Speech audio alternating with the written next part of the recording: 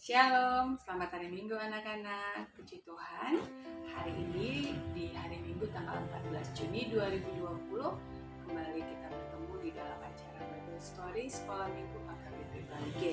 Puji Tuhan, hari ini kita akan mendengarkan firman Tuhan dengan judul Hidup sebagai Ciptaan Baru. Hidup sebagai ciptaan baru yang akan diambil dari Nats Kejadian 2 ayat 1 sampai 11. Sebelum kita mulai, kita awali dengan doa. Mari anak-anak semua sikap berdoa. Lipat tangannya, tutup matanya, kita berdoa. Terima kasih Bapa untuk anugerah-Mu, untuk kebaikan-Mu. Kami mengucap syukur di hari Minggu ini Bapa. Kami boleh memuji dan memuliakan nama Tuhan, dan kami boleh diberi kesempatan untuk mendengarkan firman-Mu. Bapa, urapi guru kami akan menyampaikan firman-Mu. Bukakan firman-Mu dan percayakan bagi kami anak-anak sekolah minggu. Engkau juga yang mengurapi telinga dan hati kami, sehingga kami siap untuk mendengarkan firman-Mu. Berfirmanlah Tuhan, urapi kami, urapi guru kami, dan urapi kami yang mendengarkan firman-Mu. Terpujilah nama-Mu Bapa, ampuni dosa kami. Dalam nama Yesus kami berdoa, amin. Oke. Mari anak-anak, kita baca dan kita buka Kejadian 2 ayat 1 sampai 11 ya, cukup panjang. Untuk nats pagi ini kita pelan-pelan membacanya. Demikianlah diselesaikan langit dan bumi dan segala isinya. Ketika Allah pada hari ketujuh telah menyelesaikan pekerjaan yang dibuatnya itu, berhentilah ia pada hari ketujuh dari segala pekerjaan yang telah dibuatnya itu. Lalu Allah memberkati hari ketujuh itu dan memuduskannya, karena pada hari itulah ia berhenti dari segala pekerjaan penciptaan yang telah dibuatnya itu. Demikianlah riwayat langit dan bumi pada waktu diciptakan. Ketika Tuhan Allah menjadikan bumi dan langit, belum ada semak apapun di bumi, belum timbul tumbuh-tumbuhan apapun di padang, sebab Tuhan Allah belum menurunkan hujan ke bumi dan belum ada orang untuk mengusahakan tanah itu. Tetapi ada kabut naik ke atas dari bumi dan membasahi seluruh permukaan bumi itu. Ketika itulah Tuhan Allah membentuk manusia itu dari debu tanah dan mengembuskan nafas hidup ke dalam hidungnya. Demikianlah manusia itu menjadi makhluk yang hidup. Selanjutnya Tuhan Allah membuat taman di Eden di sebelah timur. Disitulah ditempatkannya manusia yang dibentuknya itu. Lalu Tuhan Allah menumbuhkan berbagai-bagai pohon dari bumi yang menarik dan yang baik untuk dimakan buahnya, dan pohon kehidupan di tengah-tengah taman itu, serta pohon pengetahuan tentang yang baik dan yang jahat. Ada suatu sungai mengalir dari Eden untuk membasahi taman itu, dan dari situ sungai itu terbagi menjadi 4 cabang. Yang pertama namanya Pison, yakni yang mengalir mengelilingi seluruh tanah Hawilah, tempat emas ada. Puji Tuhan. Anak-anak sekolah minggu lalu kita sudah belajar firman Tuhan dengan judul Manusia sebagai Gambar Allah.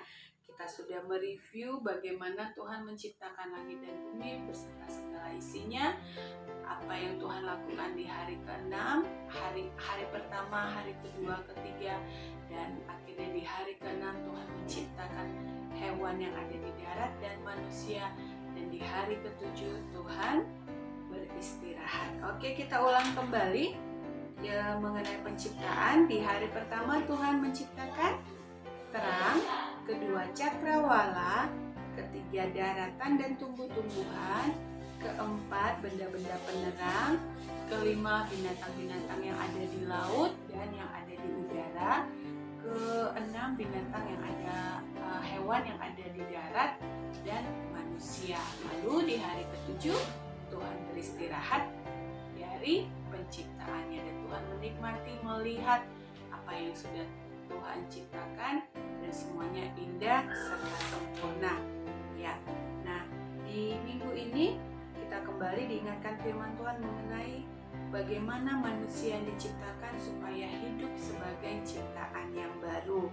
Nah, adik-adik, kemarin minggu lalu juga kita sudah belajar bagaimana manusia diciptakan dari yang ada menjadi ada ya. Kalau ciptaan yang lain tuh Tuhan ciptakan dengan firman ya, dengan perkataan jadilah terang, jadilah tumbuh-tumbuhan, jadilah hewan dan lain sebagainya. dengan perkataan, dengan firman yang diucapkannya, dari yang tidak ada menjadi ada. Nah, cukup berbeda, cukup spesial untuk manusia yang diciptakan. Tuhan menciptakannya dari sesuatu menjadi ada. Misalnya Adam diciptakan dari debu dan tanah, kemudian diberi napas kehidupan, akhirnya menjadi manusia seperti yang terdapat di Kejadian 2 ayat 7 tadi. Ketika itu Tuhan Allah membentuk manusia itu dari debu tanah dan menghembuskan napas hidup ke dalam hidungnya.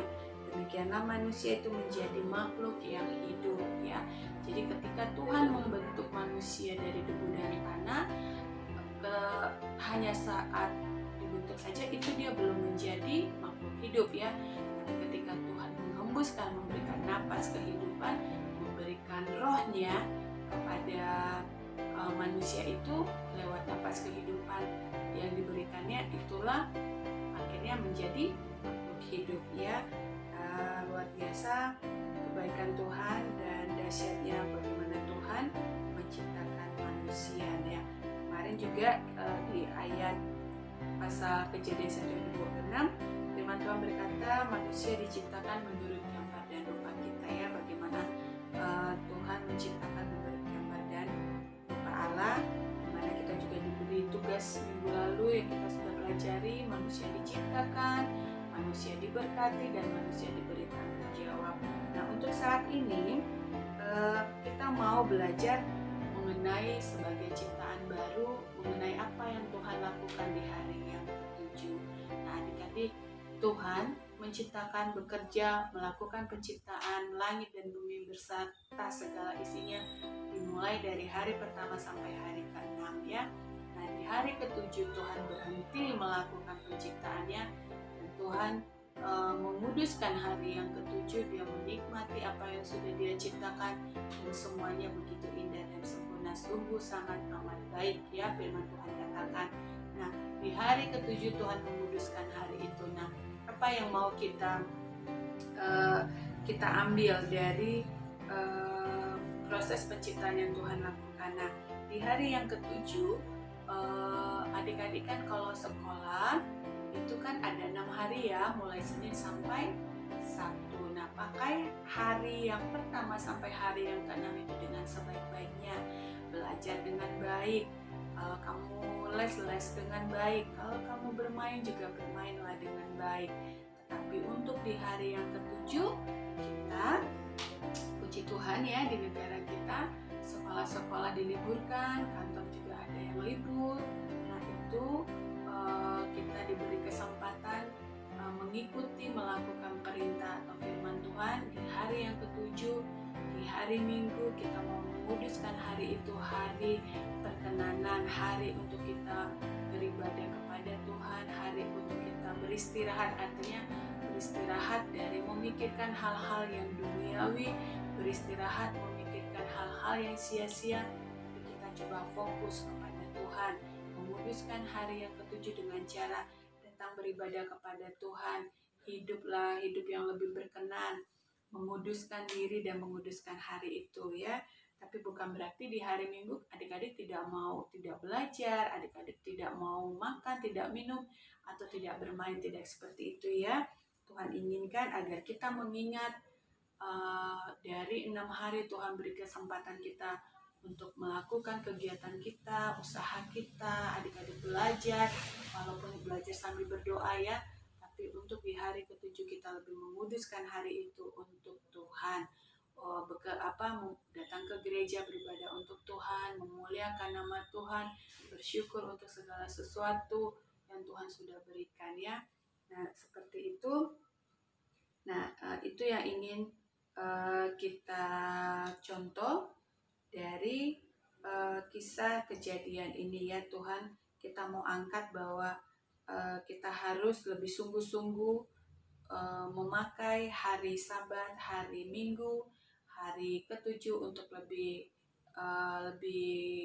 menguduskannya dan memakai hari itu untuk memuji dan memuliakan nama Tuhan. Jangan karena kamu udah capek Senin sampai Sabtu ke sekolah, Senin sampai Sabtu tuh bangun pagi mau kalau hari Minggu itu udahlah hari bermalas-malasan, hari aku bangunnya lama, kalau bisa bangunnya jam 10, tidak melakukan ini, hanya di rumah, tidur-tiduran, bermalasan makan dan minum, makan tidur gitu ya. Itu tidak boleh.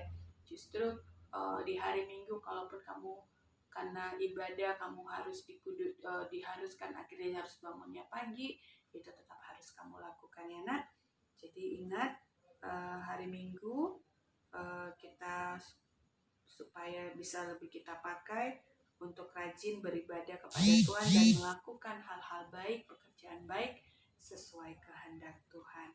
Ya, demikian firman Tuhan pada hari ini. Semoga kita semakin diingatkan untuk memakai Tuhan saja ya. Tuhan saja yang menjadikan hari-hari itu, Dia menguduskan di hari ketujuh untuk beristirahat, untuk menikmati dan mensyukuri setiap ciptaan yang sudah, pekerjaan yang Dia lakukan. Begitu juga dengan kita ya, kita sebagai ciptaannya, kita mau ikutin bagaimana Tuhan mensyukuri setiap hari dan hari yang khususnya hari ketujuh. Demikian firman Tuhan pada pagi hari ini. Jadi firman Tuhan pada hari ini, mari anak-anak kita ambil sikap berdoa, kita bersatu dalam doa. Terima kasih Bapa yang baik untuk firman-Mu.